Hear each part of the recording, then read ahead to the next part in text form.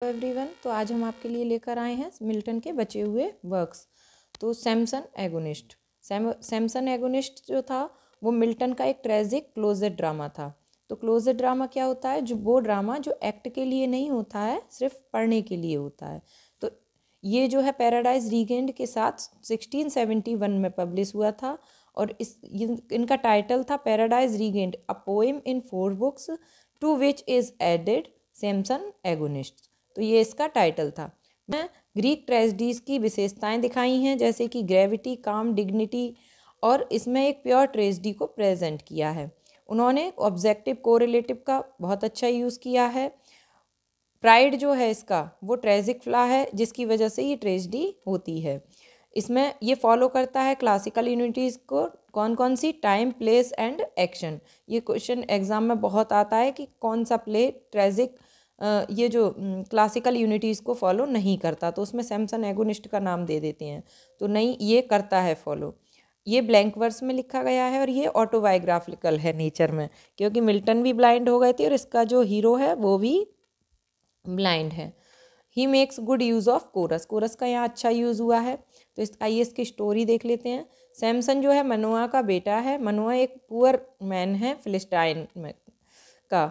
तो जो सैमसन की फ़िज़िकल स्ट्रेंथ है बहुत ज़्यादा ही स्ट्रॉन्ग है वो, और उसकी जो फिज़िकल स्ट्रेंथ है वो उसके बालों की वजह से है। कोई भी उसको जीतने का या उसे चैलेंज करने का क्या करेज नहीं कर सकता। तो जो गवर्नर है गाज़ा का वो सैमसन से बहुत डरता है।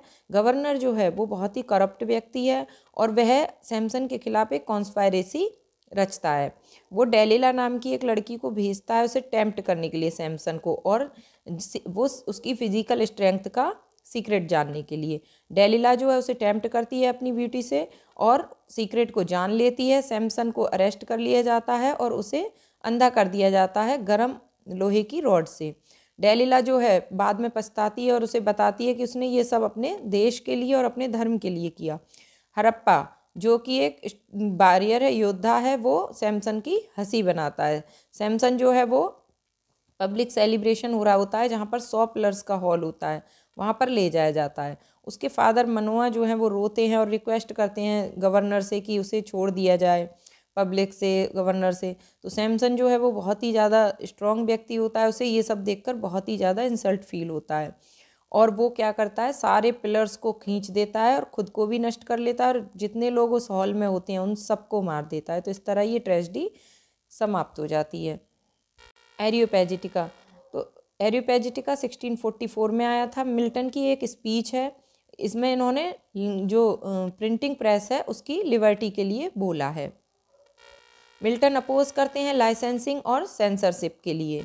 एरियोपैजिटिका जो है प्रॉम्फेट के मॉडल पर लिखी गई है। इसका जो टाइटल है वो ग्रीक वर्ड एरोपैगस से लिया गया है। ये एरोपैगस जो है वो नाम है एक माउंटेन का। तो इसमें कुछ खास नहीं पूछा जाता, इसमें यही पूछा जाता है कि एरोपैजिटिका का पब्लिकेशन ईयर 1644 में आई थी और ये क्या है। ये एक प्रोज वर्क है। किस पर इसकी थीम क्या है?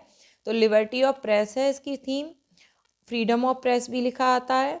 तो इसमें मिल्टन ने बस, और एरोपैगस का कभी कभी पूछ लेते हैं किस कहाँ से लिया गया है इसका जो टाइटल है, तो एरोपैगस एक माउंटेन का नाम है, वहाँ से इसका टाइटल लिया गया है। तो इसमें कुछ खास ज़्यादा नहीं है, बस इतना ही पूछा जाता है।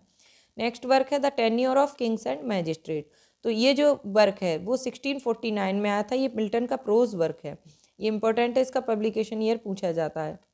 मिल्टन ने इसमें चार्ल्स फर्स्ट का जो असैसिनेशन हुआ था, बिहेड कर दिया गया था उनको, तो उसको सपोर्ट किया है। उन्होंने जो लोगों के जो राइट हैं उनको एक बहुत ही अपराधी राजा से मुक्त कराने के लिए मतलब अच्छा बोला है कि उसका असैसिनेशन हुआ, ये होना चाहिए था। वो कहते हैं कि ये कोई शासक जो है अगर वो अपनी शक्तियों का गलत इस्तेमाल करता है तो उसको लॉ के अगेंस्ट जाता है, तो उसको लिमिट में लाना बहुत ज़रूरी है। तो इसमें उन्होंने यही सब बताया है। नेक्स्ट वर्क है हिस्ट्री ऑफ ब्रिटेन। इसका पब्लिकेशन ये पूछा जाता है कि 1670 में आया था। ये अनफिनिश्ड वर्क है, ये इंपॉर्टेंट है कि मिल्टन का अनफिनिश्ड वर्क कौन सा है, तो वो हिस्ट्री ऑफ ब्रिटेन है। तो जॉन मॉरेल ने इसके बारे में कहा था N abundant and unloved gift. कौन से वर्क को कहा था? हिस्ट्री ऑफ ब्रिटेन को। बस इतना ही पूछा जाता है इसमें। तो thanks for watching this video. आगे हम इसके क्वेश्चंस करेंगे मिल्टन के।